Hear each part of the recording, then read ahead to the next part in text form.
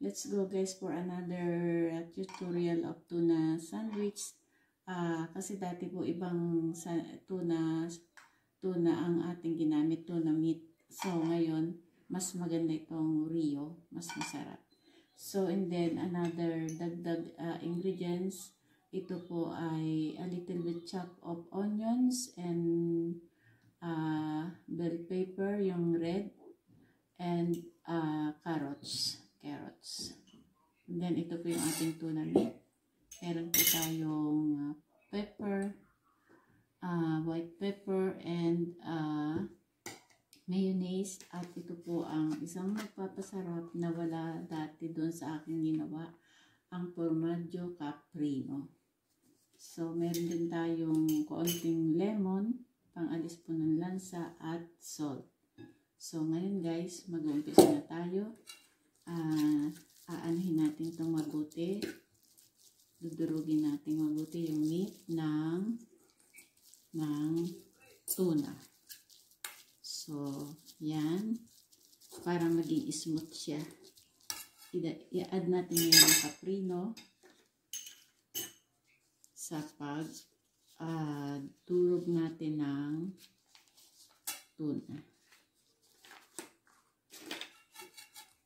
Yan po ay yung fresh cheese. Sarap po yan. Siya ang magbibigay ng lasa dito sa ating tuna spread. And then, dadagdagan natin ng mayonnaise.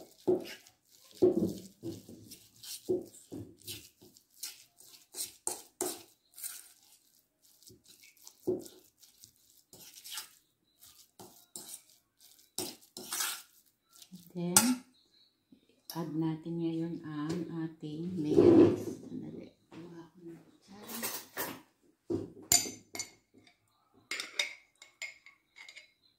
One, 2, 3, 4, 5. Hindi ko na po yan mination. Corporation na lang.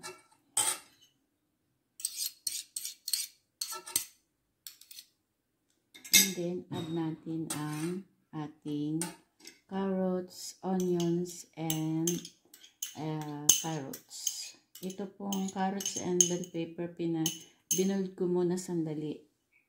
A minute lang. Para lang luto siya ng konti.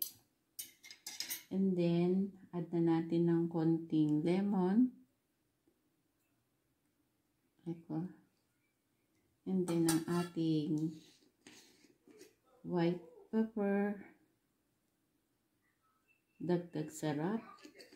And ang ating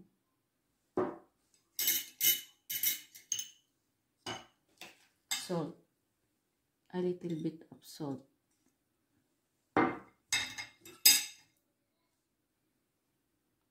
So, ito ngayon ang gagawin natin panghalo, ang rubber scraper.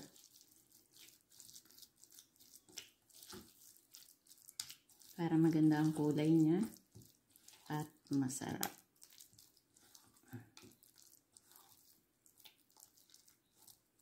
Masarap na naman ang pambaon nila at pang-almusal.